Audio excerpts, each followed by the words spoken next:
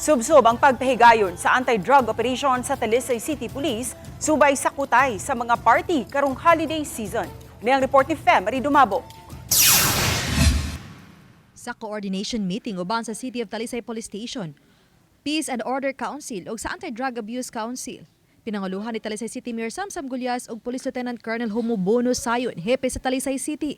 Ilang gitutukan ang paghanay sa security plan ning Christmas ug New Year holidays. Ilabi na ang pagsaka sa demand sa illegal nga drogas. Subay niini ilang bantayan ang sistema sa pagapodapod sa illegal drugs aron masumpo ang pagkatap niini ug uban pang mga kriminalidad. In place mga itong patrollers no, sa tanang mga public places no, apil na sa mga gilibutan sa tuwang mga mobile o gani motorcycle patrols to include the big patrols. We ensure nga kada bitawng atong na insidente nga kagubot ang hinaut din ang tamausog nga nagkarambol diri sa area nato. And then usad na po sa atong priority sa atong ipang rubingan sa atong mobile patrol karon katong mga 24-hour convenience stores. Sa subsob nga operasyon, usa ka high-value individual ang nasikop kagabi sa Barangay Tangke, Talisay City.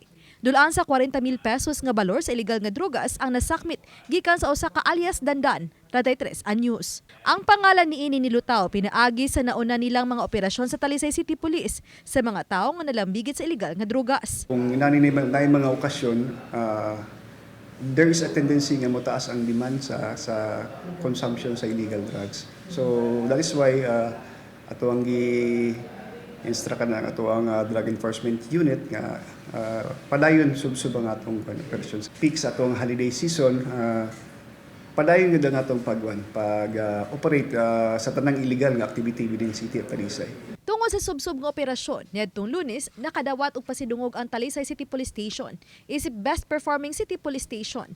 Kinihuman sa gihimo nga programa sa Cebu Provincial Police Office ubos sa Philippine National Police Flagship Program sa buwan sa Nobyembre. Gawa sa anti-illegal drug operations, nasikop usab nila ang mga wanted persons, kampanya batok sa illegal nga sugal ug pagpatahan sa illegal nga mga armas ug daghan pa. Matod ni Sayon ang pag-ila isip Best City Police Station usa ka timaan sa kakugi sa mga sakop sa Talisay City Police Station sa ilang panerbisyo sa mga Talisaynon. Uban ni Clifford Lumaya Gogrod Prado, Fem Marie Dumabok.